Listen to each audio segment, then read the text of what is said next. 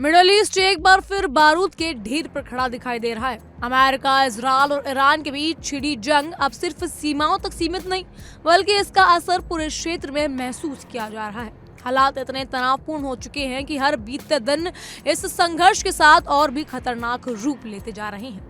युद्ध के छठे दिन भी शांति की कोई उम्मीद नजर नहीं आ रही है। मिसाइल हमले, सैन्य अल्टीमेटम और राजनीतिक बयानबाजी ने मिडल ईस्ट को एक बड़े टकराव की ओर धकेल दिया है। इस बीच अमेरिका के राष्ट्रपति डोनाल्ड ट्रंप ने ईरान की सेना को हथियार डालने का आखिरी अल्टीमेटम दे दिया है, जबकि ईरान ने भी जवाबी हमलों की रफ्तार तेज कर दी है।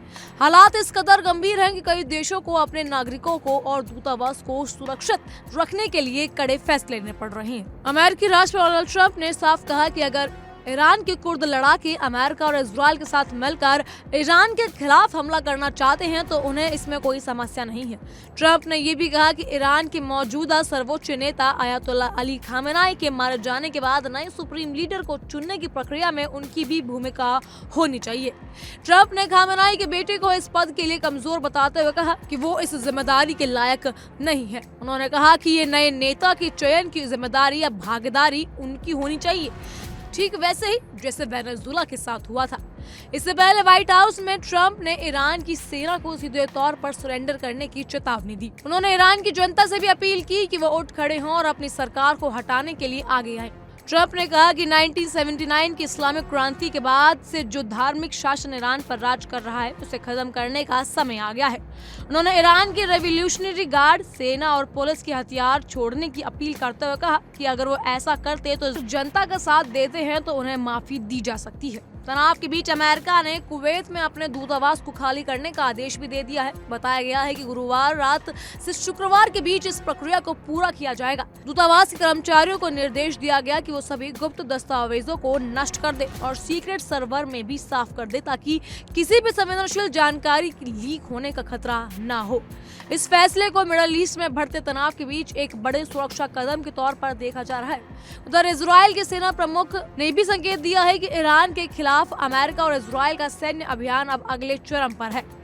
उन्होंने कहा कि नए चरण में ईरान की सैन्य ताकत को पूरी तरह खत्म करने की कोशिश की जाएगी। उनके मुताबिक आने वाले समय में ईरानी शासन और उनके सैन्य क्षमता को और कमजोर करने के लिए कई कदम उठाए जाएंगे। हालांकि उन्होंने ये भी कहा कि आगे की रणनीति पर पूरा खुलासा फिलहाल नहीं किया जा सकता। इसी बीच शुक्रवार को ईरान ने एक बार फिर इजरायल पर मिसाइली हमले किए। इन हमलों के बाद तेल अवीव पर कई जोरदार धमाके सुनाई दिए। हमलों के बाद दमकल कर्मी एक रिहायशी इमारत में लगी आग को बुझाने में जुटे हैं। ये हमला ऐसे समय में हुआ जब इजरायल ने हिजबुल्लाह के खिलाफ ही अपने सैन्य अभियान को तेज कर दिया। इजरायल का कहना है कि तेहरान समर्थित ये संगठन इस जंग में शामिल होकर हालात को और ज्यादा गंभीर बना देगी।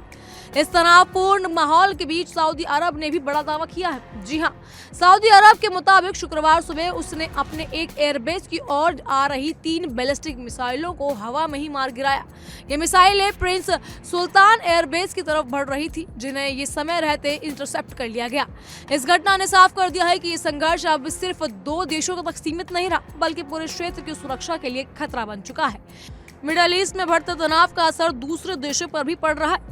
मिस्र के राष्ट्रपति ने भी कहा कि देश की अर्थव्यवस्था लगभग आपात स्थिति में पहुंच चुकी है और महंगाई तेजी से बढ़ रही है। उन्होंने चेतावनी दी कि जो व्यापारी जरूरत से ज्यादा कीमत बढ़ाने की कोशिश करेंगे उनके खिलाफ सैन्य अदालत में केस चलाया जाएगा। बहरहाल इन सब पर आपकी क्या राय है, हमें कमेंट सेक्शन के जरिए जरूर बताइएगा। फिलहाल के लिए इतना ही। तमाम खबरों के लिए फॉलो कीजिए इंडिया डेली को।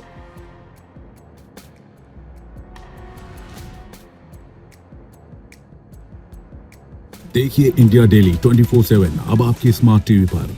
इंडिया डेली मौजूद है सभी डिजिटल प्लेटफॉर्म पर लाइव और लगातार। इंडिया डेली 24/7 हर दिन राष्ट्र को समर्पित।